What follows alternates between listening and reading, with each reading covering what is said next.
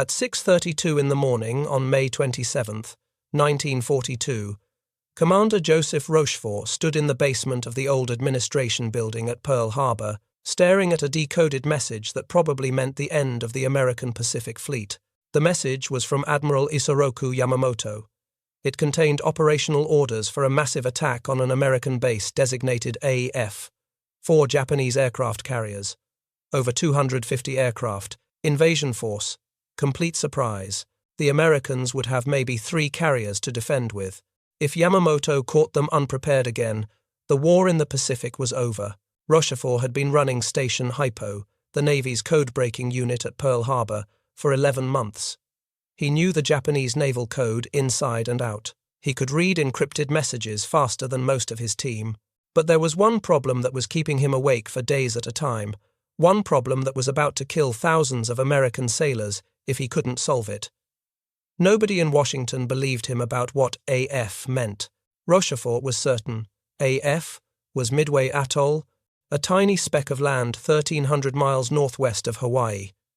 Washington's intelligence analysts insisted AF was somewhere else, maybe the Aleutian Islands, maybe Port Moresby in New Guinea, maybe even the west coast of the United States. The argument had been going on for 3 weeks.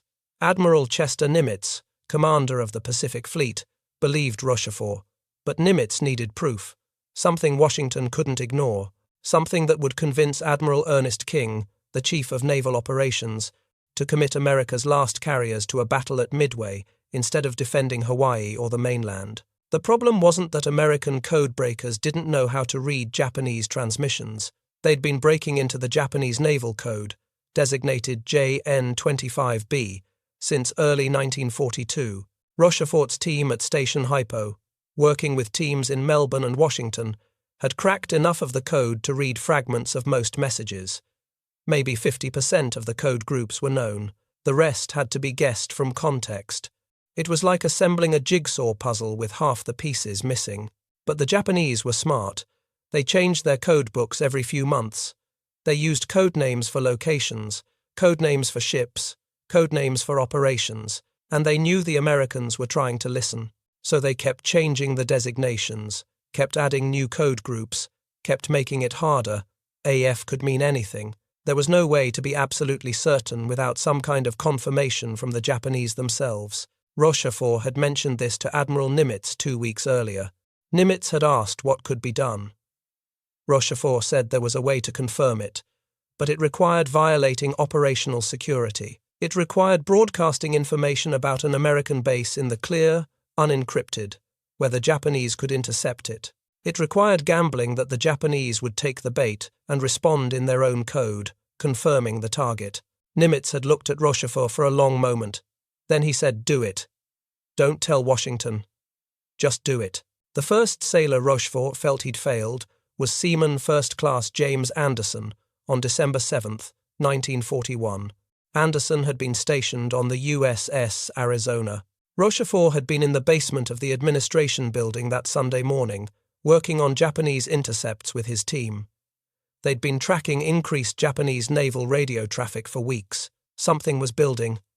They knew it, but they couldn't figure out where or when. The cryptanalysts at Station Hypo had picked up fragments suggesting a large fleet movement, carriers, battleships, hundreds of aircraft, but the destination code groups were new, unbreakable, unknown. At 7:55 that morning, Rochefort heard explosions. He ran outside and saw smoke rising from Battleship Row. Japanese aircraft were everywhere. Bombs, torpedoes, machine gun fire. The Arizona exploded at 8:10. A bomb had penetrated the forward magazine. 1,177 men died instantly. Anderson was one of them. Anderson had been 24 years old, born in Oregon, worked as a ranch hand before enlisting. He'd been in the Navy for just over a year when he died. Rochefort had never met him, but he'd been working on the intelligence that should have warned the fleet, the intelligence that should have prevented the attack, and he'd failed. The warning hadn't come. The fleet had been caught completely by surprise. In less than 2 hours, the Japanese had killed 2,403 Americans, sunk or damaged 21 ships, and destroyed 188 aircraft. 8 battleships hit, 5 sunk. The entire Pacific Fleet crippled in a single morning. The official report said the intelligence community had missed the signs. That's not what Rochefort believed. Station HYPO had seen the signs. They'd reported increased radio traffic. They'd reported fleet movements. But the pieces hadn't come together in time. The Japanese had changed their call signs on December 1st. They'd imposed strict radio silence on the attack force, and nobody, not Hypo, not Washington, not anyone, had been able to put it all together fast enough to warn Pearl Harbor. Rochefort stood on the dock that afternoon and watched sailors pull bodies from the water. The oil was still burning, the smoke was still rising, the smell of burning metal and fuel and worse things filled the air, and Rochefort knew he'd spend the rest of his life trying to make up for December 7th. He'd spend the rest of his life making sure it never happened again. He went back to the basement, back to the intercepts, back to the code groups. His team worked 20-hour days, 36-hour shifts. They slept on cots in the corners. They ate at their desks. The concrete floor was cold. The ventilation was terrible. The fluorescent lights never went out. But they kept working, breaking codes, reading messages, tracking the Japanese fleet. The second failure was the Battle of the Coral Sea in May 1942. Station Hypo had provided intelligence that helped the Navy intercept a Japanese invasion force headed for Port Moresby in New Guinea. The battle had been a tactical draw. The Japanese had lost the light carrier Shoho. The Americans had lost the carrier Lexington. But it had been a strategic victory because the Japanese invasion force had turned back. Rochefort had been proud of that intelligence work. His team had identified the Japanese objective. They'd tracked the fleet movements. They'd given Admiral Nimitz enough warning to position American carriers for the intercept. It had worked. But the Lexington was gone. 216 men had died. And Rochefort knew that intelligence was only useful if it prevented casualties, not just counted them. By mid-May 1942, Rochefort had been running Station Hypo for 11 months. He'd assembled a team of cryptanalysts, linguists, and radio traffic analysts that worked 12-hour shifts, sometimes longer. They'd set up their operations in the basement of the administration building. No windows, concrete walls. The air was stale and hot. The ventilation was terrible, but it was secure. The team included some unusual members. Several were musicians from the USS California's band. The California had been sunk at Pearl Harbor. The bandsmen had no ship, but they could read music. And reading music turned out to be surprisingly similar to reading code patterns. They could see rhythms in the numbers. They could spot when something was off-key. Rochefort worked in a bathrobe and slippers most of the time. He didn't care about military protocol. He cared about breaking codes. He'd go for days without leaving the basement. His staff worked the same way.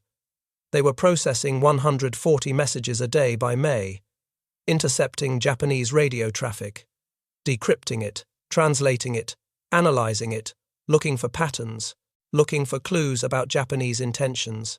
The basement was freezing. The concrete floor sucked the heat out of everything. In the tropical Hawaiian climate, the Navy had designed the building for cooling, not heating, but the basement stayed cold 24 hours a day. That's why Rochefort wore the bathrobe. That's why his team wore sweaters and jackets, while everyone else on the island wore short sleeves.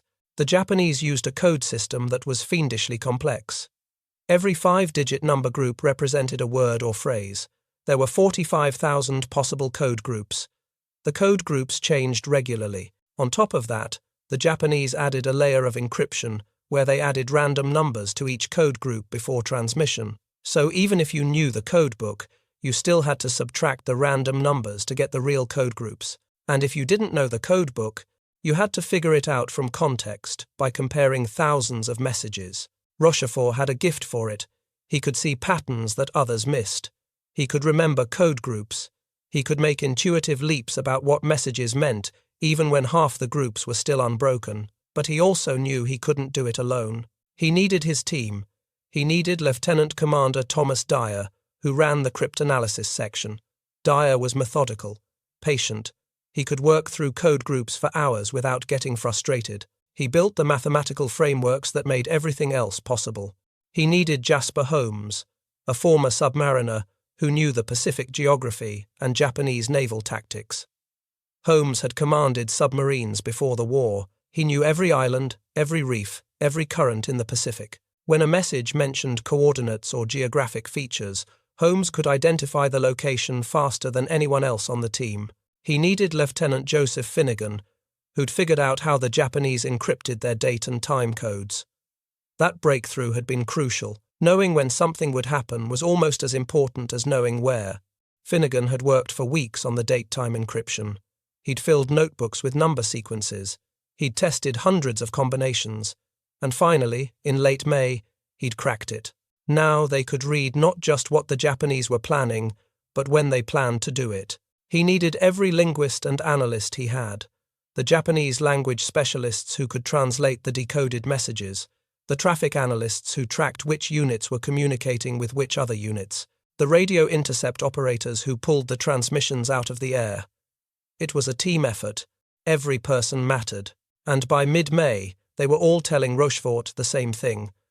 The Japanese were planning something big, something bigger than Coral Sea, something that involved multiple carrier divisions, battleships, cruisers, destroyers, invasion transports.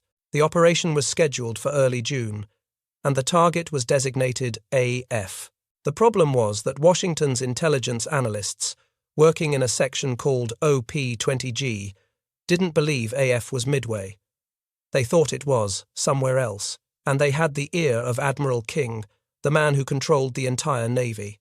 King was stubborn. King didn't like Rochefort, and King's staff insisted that Rochefort was wrong. The bureaucratic fight had been going on for weeks. Rochefort would send an intelligence summary to Nimitz saying, AF is Midway.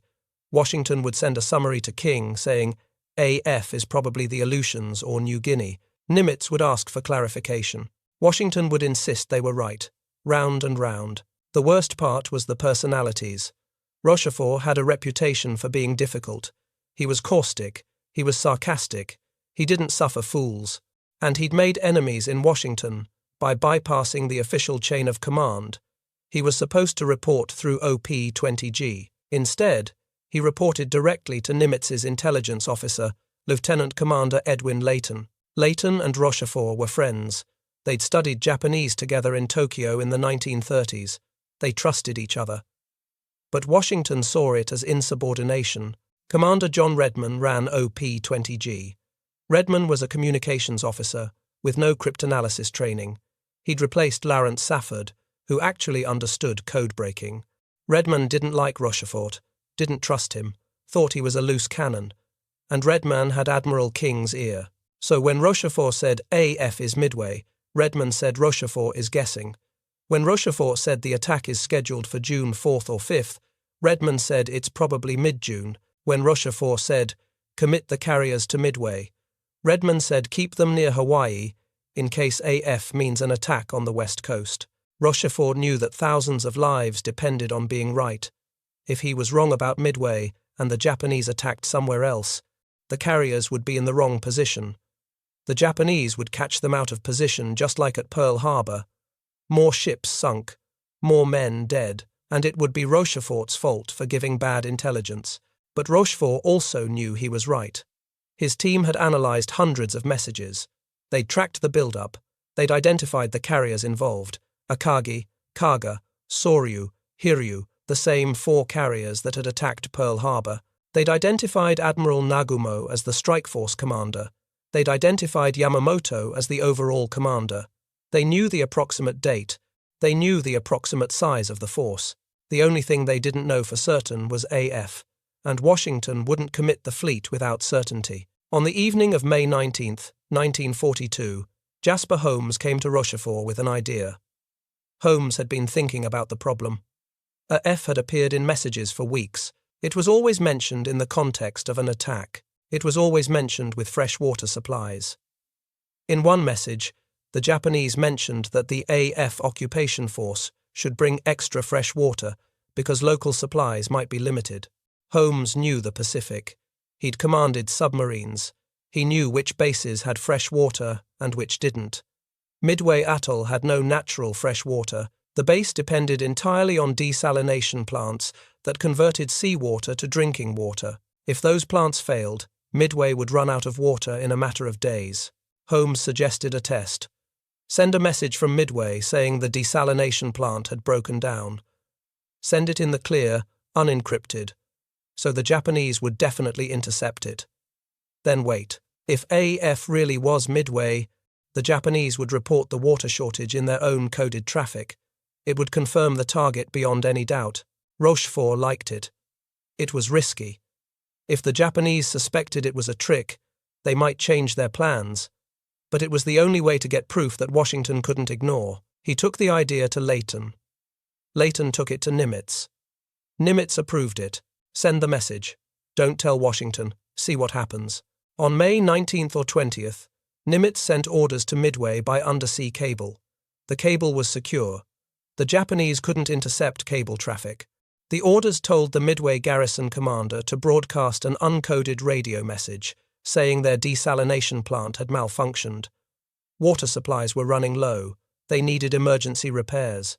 Midway sent the message on May 20th. Plain language, no encryption. Any Japanese listening post would pick it up. The message said the distillation system had broken down. Fresh water was limited. The base needed help. Then Rochefort and his team waited. They listened to Japanese radio traffic. They intercepted every transmission. They decoded every message they could, looking for any mention of water shortages, looking for any mention of AF. The hours dragged. Nothing. More hours. Still nothing. Rochefort started to worry. Had the Japanese suspected a trick? Had they ignored the message? Had they figured it out? On May 22nd, Station Hypo intercepted a Japanese message. It was encrypted. When they broke it down, the message said, AF, reported fresh water shortage. AF would need additional water supplies for the occupation. Ships should bring extra water. Rochefort had his proof. AF was Midway. The water ruse had worked. The Japanese had taken the bait and confirmed the target in their own code. Washington couldn't argue with that. Except Rochefort didn't send the confirmation to Washington. He let Melbourne do it. He knew Washington wouldn't believe it coming from him. They'd think he was manufacturing evidence. But if it came from the Australian intelligence unit, from a separate source, it would carry more weight. Melbourne reported the intercept. Washington accepted it. Finally, Admiral King agreed. AF was Midway. Commit the carriers. What happened in the next 10 days would determine the outcome of the entire Pacific War. The intelligence work didn't stop with confirming Midway.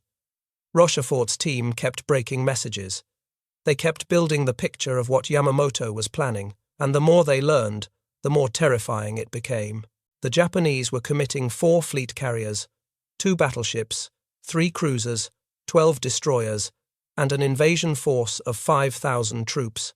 Yamamoto himself would be in command aboard the battleship Yamato, 300 miles behind the carrier strike force. It was the largest Japanese naval operation since Pearl Harbor, and it was designed to destroy the American Pacific Fleet once and for all. The Japanese plan was elegant. Send a diversionary force to attack the Aleutian Islands on June 3rd, draw American attention north. Then, on June 4th, hit Midway with carrier aircraft, destroy the air base. Soften up the defenses. On June 5th, land the invasion force. Occupy the atoll. Force the American carriers to come out and fight, and when they did, sink them. Yamamoto believed the Americans had only 2 carriers available, maybe 3 if they'd somehow repaired the Yorktown after Coral Sea. The Japanese had 4, plus battleships, plus cruisers, plus the element of surprise. The math was simple. The Americans would lose. Except the Americans knew everything. They knew when the attack was coming. They knew where it was coming. They knew the order of battle. They knew Yamamoto's flagship position. They knew the carrier strike force would approach from the northwest. They knew the timing of the attack. Rochefort had given Nimitz every piece of information he needed to set a trap. Nimitz had 3 carriers: Enterprise, Hornet, and Yorktown, which had been damaged at Coral Sea. The Navy estimated it would take 3 months to repair Yorktown. Nimitz gave them 72 hours. Repair crews worked around the clock, welding, patching, replacing damaged systems. Over 1,400 workers swarmed the ship. They worked in shifts, day and night, welders, electricians, carpenters, machinists. They repaired the flight deck, they patched the hull, they replaced damaged compartments, they got Yorktown battle ready in 72 hours. On May 30th, she steamed out of Pearl Harbor to join the other two carriers. Nimitz positioned the carriers northeast of Midway at a rendezvous point, his staff optimistically code-named Point Luck, 350 miles from Midway, far enough to avoid Japanese scouts, close enough to strike when the Japanese carriers were vulnerable. The fleet waited. 3 carriers, 8 cruisers, 15 destroyers, against 4 Japanese carriers, and everything Yamamoto could throw at them. The Americans also reinforced Midway itself. Marine fighters, dive bombers, B-17 heavy bombers, every aircraft they could spare. The tiny atoll became a floating aircraft carrier made of coral. If the Japanese carriers got too close, Midway's aircraft would hit them. On June 3rd, Japanese aircraft attacked Dutch Harbor in the Aleutians. The diversionary operation had started. Nimitz didn't take the bait. He kept the carriers at Point Luck, waiting for Midway. Rochefort's intelligence had told him the Aleutians were a feint. The real target was Midway. On the morning of June 4th, at 5:34 local time, a Navy patrol plane spotted the Japanese carrier force 200 miles northwest of Midway, right where Rochefort said they'd be. Right on schedule. The pilot radioed the sighting. 2 carriers, course 135, speed 25 knots. Within minutes, every aircraft on Midway scrambled, marine fighters, dive bombers, Army Air Force B-17 heavy bombers, torpedo bombers, everything that could fly. They went after the Japanese carriers. Most of them never came back. The Japanese combat air patrol tore them apart. The Zeros were faster, more maneuverable, better trained.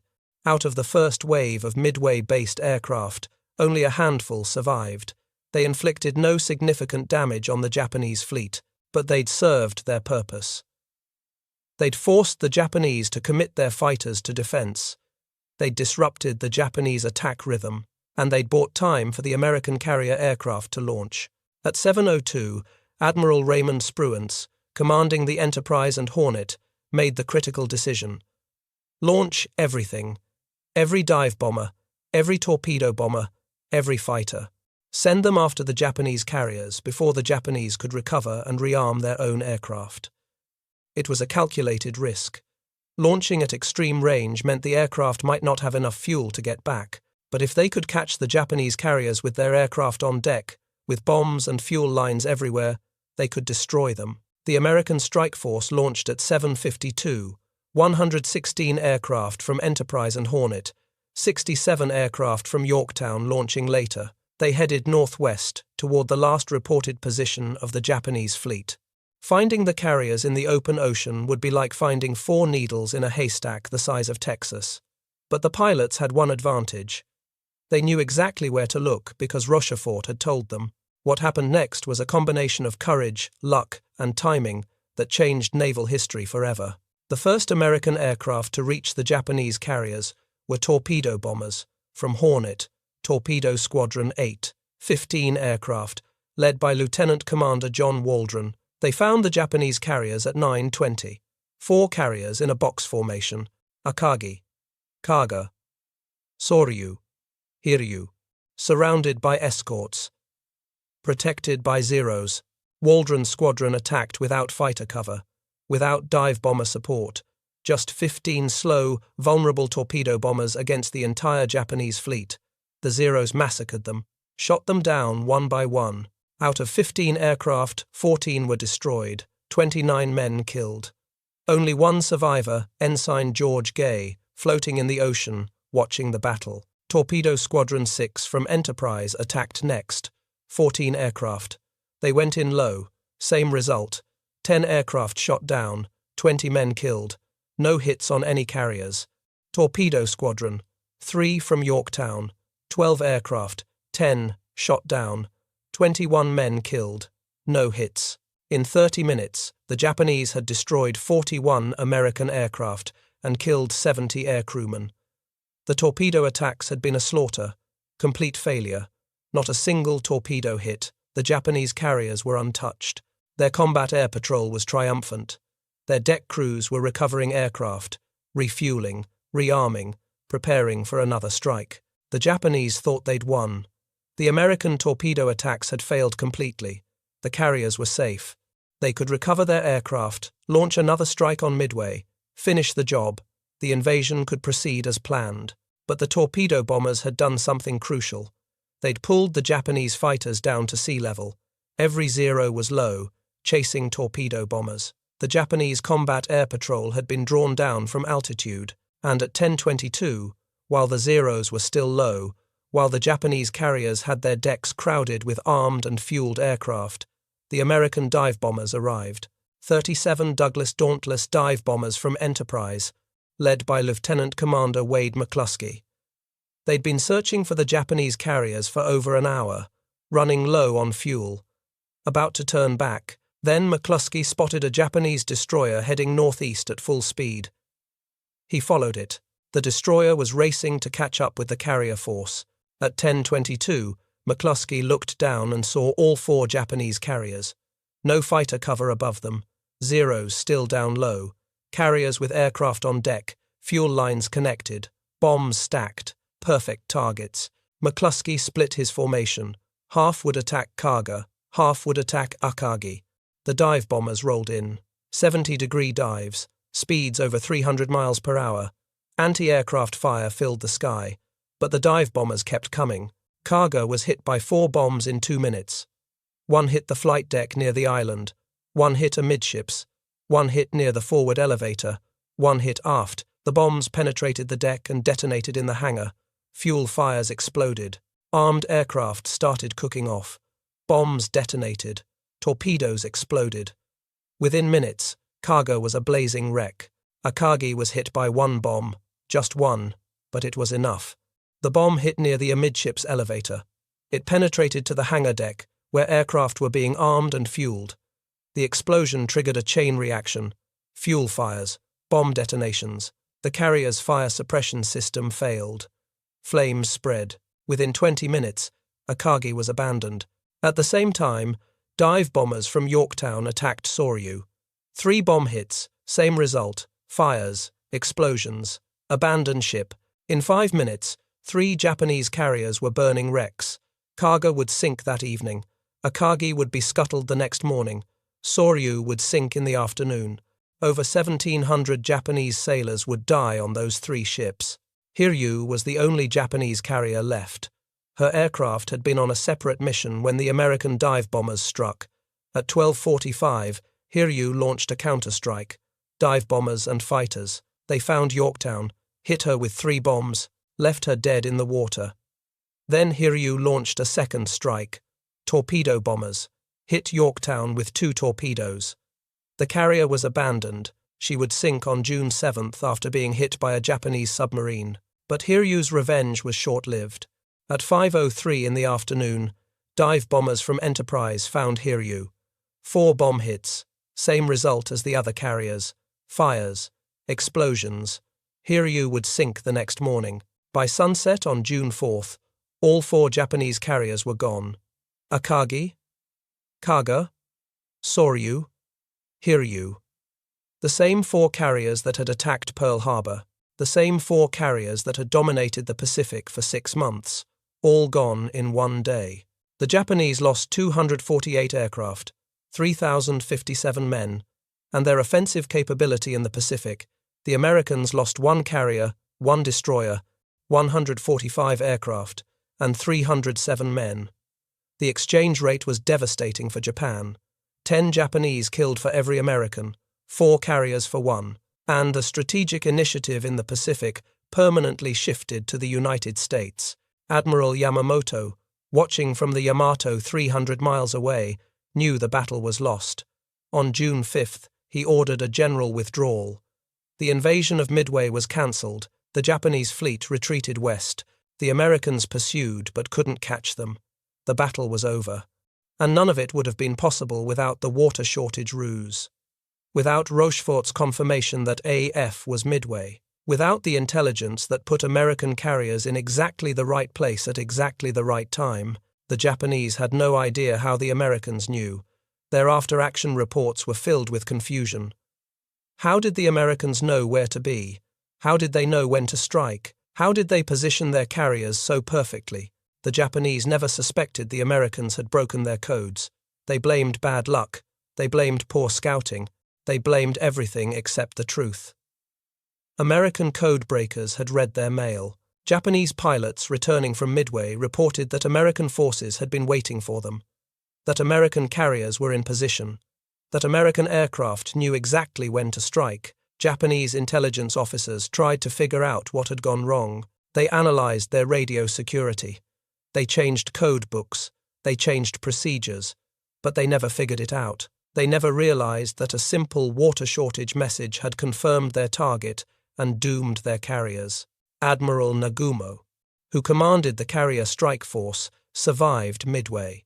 He would be haunted by the battle for the rest of his life. Why had the American carriers been there? Why had they struck at exactly the right moment? He never got satisfactory answers. He would commit suicide in 1944, during the Battle of Saipan. Yamamoto knew Midway was a disaster. Japan had lost its best carriers, its best pilots, its offensive momentum. The Americans would never be weaker than they were in June 1942, and Japan had failed to destroy them. Yamamoto told his staff that Japan could not win a long war against American industrial capacity. Midway had guaranteed the war would be long. Yamamoto would be killed in April 1943 when American codebreakers intercepted his travel plans and P-38 fighters shot down his aircraft over Bougainville. The Battle of Midway changed the Pacific War. Before Midway, Japan had been advancing everywhere. After Midway, Japan would never again initiate a major offensive operation. The Americans took the initiative. Guadalcanal in August 1942. The Solomon Islands Campaign. Island hopping across the Pacific. Every step forward was possible because Midway had broken Japanese carrier strength. Historians call Midway the turning point of the Pacific War. Military historian John Keegan called it the most stunning and decisive blow in the history of naval warfare. The battle proved that aircraft carriers were now the dominant naval weapon. It proved that intelligence could overcome material disadvantages.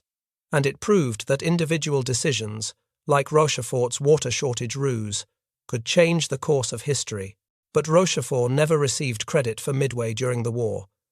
Admiral Nimitz recommended him for the Distinguished Service Medal in June 1942. The recommendation was blocked by Admiral King. King's chief of staff, who personally disliked Rochefort, ensured the medal was denied. The official reason given was that Rochefort had merely used tools prepared by others. That was a lie. Rochefort had built Station Hypo from scratch. He'd trained the team. He'd developed the techniques. He'd made the critical decisions. In October 1942, Rochefort was relieved of command at Station Hypo. Washington wanted control over intelligence operations. They didn't like Rochefort's independence. They didn't like his habit of reporting directly to Nimitz instead of through official channels. They didn't like that he'd been right when they'd been wrong. So they transferred him to the West Coast and put him in command of a floating dry dock. Rochefort spent the rest of the war doing administrative work, building dry docks, supervising logistics, important work, but nothing like Station Hypo. He never ran another intelligence operation. His reward for saving the Pacific Fleet was exile to a desk job. The men who'd worked with him at Station Hypo were outraged. They knew what Rochefort had done. They knew his intelligence had won Midway. They tried to get him recognized. They wrote letters. They filed reports. They testified to investigators. But Washington wouldn't budge. The bureaucrats who'd been wrong about Midway weren't about to admit it by giving Rochefort a medal. Edwin Layton, Nimitz's intelligence officer and Rochefort's friend, never stopped fighting for recognition. After the war, Layton wrote books, gave interviews, testified before Congress. He wanted people to understand that Midway wasn't just luck. It was intelligence. It was Rochefort. And Rochefort had been punished for being right. Thomas Dyer, who'd run the cryptanalysis section at Hypo, became a rear admiral after the war.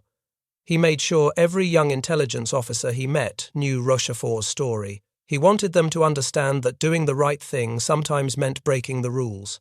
That serving the mission mattered more than pleasing bureaucrats in Washington.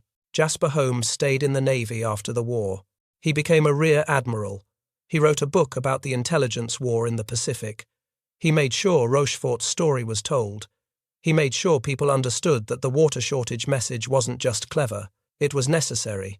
Without it, Washington would never have committed the carriers. Without it, Midway would have been lost.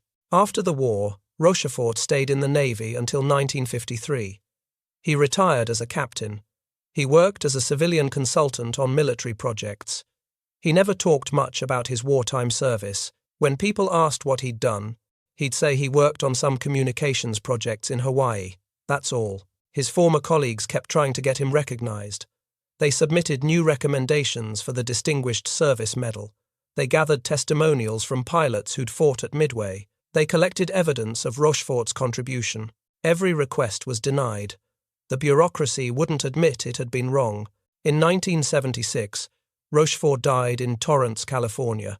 He was 76 years old. His obituary mentioned his Navy service. It did not mention Station HYPO. It did not mention that he'd broken the code that won Midway. It did not mention that his water shortage ruse had saved the Pacific Fleet. He died without official recognition for the most important intelligence breakthrough of the Pacific War.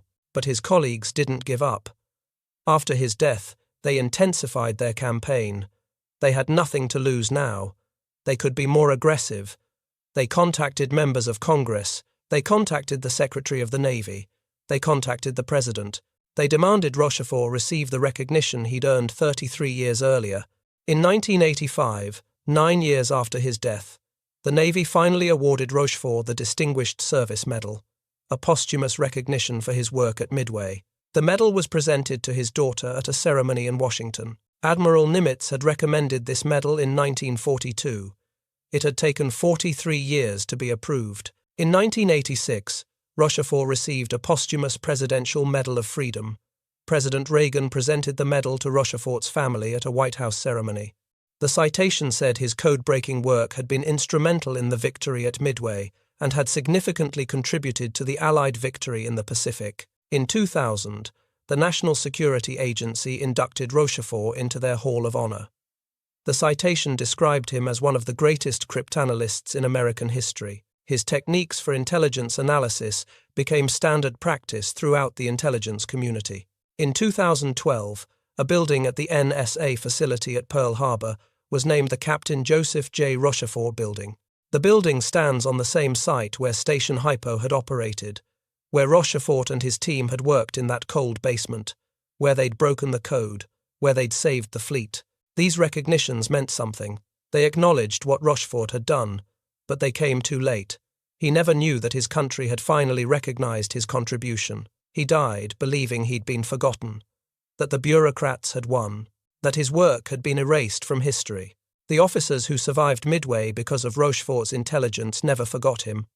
Admiral Spruance, who commanded the Enterprise and Hornet at Midway, testified multiple times about Rochefort's contribution. He told military historians that without Rochefort's intelligence, the American carriers would never have been in position. The battle would have been lost. Admiral Nimitz never wavered in his support for Rochefort. Nimitz knew what Rochefort had done. Nimitz knew the water shortage ruse had been the key to confirming Midway. Nimitz fought for years to get Rochefort the recognition he deserved. But Nimitz couldn't overcome the bureaucratic enemies Rochefort had made in Washington. The cryptanalysts who worked with Rochefort at Station Hypo remembered him as demanding but brilliant. He pushed them hard, 12-hour shifts, 14-hour shifts, days without leaving the basement, but he pushed himself harder, and he never asked them to do anything he wouldn't do himself. They respected that.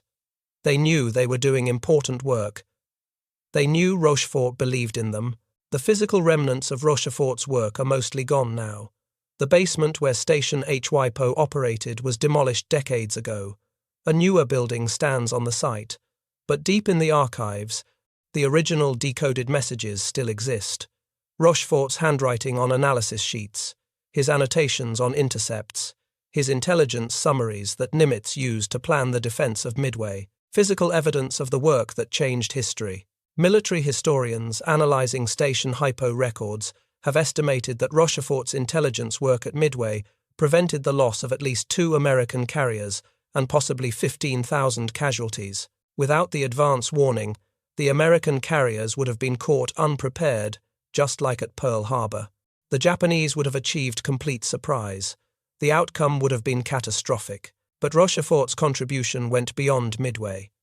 His work establishing direct intelligence reporting to fleet commanders became the model for intelligence operations for the rest of the war. Before Rochefort, intelligence went through layers of bureaucracy. By the time it reached commanders, it was often too late to be useful. Rochefort proved that intelligence had to be actionable. It had to reach decision-makers immediately. That lesson transformed how the Navy used intelligence. The water shortage ruse itself became a legendary example of intelligence tradecraft. It's still taught at intelligence schools. How do you confirm information when you can't verify it directly? You create a test. You send information you control and watch how the enemy responds. Simple, elegant, devastating when it works. That's how intelligence actually wins wars. Not through massive spy networks or complex operations, but through simple tests that confirm critical information at critical moments. Rochefort didn't need 100 agents in Tokyo. He didn't need satellites or advanced technology. He needed one fake message about a broken water plant and the patience to wait for confirmation. The impact of Midway rippled across the entire Pacific theater. Japan's naval aviation never recovered from the losses. The 4 carriers sunk at Midway represented years of training and experience. The pilots who died couldn't be replaced. Japan had started the war with about 2,000 carrier-qualified pilots. After Midway and the subsequent Guadalcanal campaign, that number dropped drastically. By late 1943, Japanese carrier pilots were flying with a fraction of the training their predecessors had received. American industrial capacity, which Yamamoto had feared, began to show its strength. By the end of 1942, new Essex-class carriers were entering service. The first one, USS Essex, was commissioned in December. More followed every few months. By the end of 1943, the Navy had more carriers than it had lost in the entire war. Japan couldn't match that production. The carriers lost at Midway were irreplaceable. The strategic initiative permanently shifted to the United States. Before Midway, American forces had been on the defensive everywhere. After Midway, the Americans chose where and when to fight. They chose Guadalcanal. They chose Tarawa. They chose Saipan. Japan spent the rest of the war reacting to American moves instead of initiating its own operations. The intelligence methods Rochefort pioneered became standard across the American military. Direct reporting from intelligence units to operational commanders. Immediate analysis and dissemination of critical information. Integration of intelligence into operational planning. These seem obvious now. In 1942, they were revolutionary. Other intelligence operations followed Rochefort's model. When American codebreakers intercepted Yamamoto's travel plans in April 1943, they reported directly to Admiral Nimitz. Nimitz ordered the intercept mission immediately. No delays. No bureaucracy.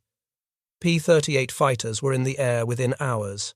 Yamamoto was dead within days. That wouldn't have happened without the direct reporting structure Rochefort had established. The Japanese never learned their codes had been broken. They continued using JN-25 variants throughout the war. They made modifications. They changed codebooks. They added complexity, but they never abandoned the system. And American cryptanalysts kept reading their messages. Every major Japanese operation for the rest of the war was partially or completely compromised by American codebreaking. At the Battle of the Philippine Sea in June 1944, American carriers ambushed the Japanese carrier fleet because codebreakers had warned of the Japanese approach. The result was called the Great Marianas Turkey Shoot. Over 600 Japanese aircraft were destroyed. 3 carriers sunk. Japanese naval aviation effectively ceased to exist as a fighting force. That victory had its roots in the intelligence methods Rochefort had pioneered at Midway. The lesson of Midway wasn't just that intelligence matters. It was that intelligence requires trust. Nimitz trusted Rochefort. That trust was based on personal relationship and proven track record. When Rochefort said AF was Midway, Nimitz believed him even though Washington disagreed. That trust saved the Pacific Fleet. Modern intelligence operations still struggle with the same issues Rochefort faced: bureaucratic rivalries, chain of command disputes, analysts who see patterns versus administrators who want certainty, the tension between field intelligence and headquarters analysis. These problems didn't end in 1942. They're still being fought today. Rochefort's story is a reminder that the most important contributions are often made by people who break the rules, who bypass the chain of command, who trust their judgment over official policy, who risk their careers to do what's right. Rochefort paid the price for being right. He was exiled, denied recognition, forgotten, but the pilots who flew at Midway remembered. The sailors who survived because American carriers were in the right position remembered. The intelligence officers who learned from Rochefort's methods remembered. And eventually, history remembered. The water shortage ruse remains one of the most elegant intelligence operations in military history. It solved an impossible problem with an impossibly simple solution. How do you prove something when your enemy controls the only evidence? You trick them into providing that evidence themselves. Rochefort understood that sometimes the best way to learn the truth is to create a lie and watch how the enemy responds. James Anderson, the young seaman from Oregon who died on the Arizona, never knew that his death would help drive Rochefort to prevent another Pearl Harbor. Anderson was one of 2,400, 3 Americans who died that Sunday morning. Their deaths haunted Rochefort for the rest of his life. He worked those endless hours in the cold basement because he couldn't bear the thought of more names added to that casualty list. He couldn't bear another Pearl Harbor. And because of his work, there wasn't another Pearl Harbor. The Japanese never again achieved strategic surprise against the American Pacific Fleet. American carriers were never caught unprepared. American forces knew when and where the Japanese would strike, and that knowledge, gained from Rochefort's team in that basement at Pearl Harbor, saved thousands of lives. The irony is that Rochefort's greatest contribution was preventing something that never happened. Midway could have been another disaster, could have been another day of American carriers burning, could have been another 2,000 dead, could have been the end of American resistance in the Pacific. But it wasn't, because one commander in a bathrobe, working in a cold basement with a team of musicians and linguists and mathematicians, broke a code and confirmed a target with a fake message about water. If you found this story as compelling as we did, please take a moment to like this video. It helps us share more forgotten stories from the Second World War. Subscribe to stay connected with these untold histories. Each one matters. Each one deserves to be remembered. And we'd love to hear from you. Leave a comment below telling us where you're watching from. Our community spans from Texas to Tasmania. From veterans to history enthusiasts, you're part of something special here. Thank you for watching, and thank you for keeping these stories alive.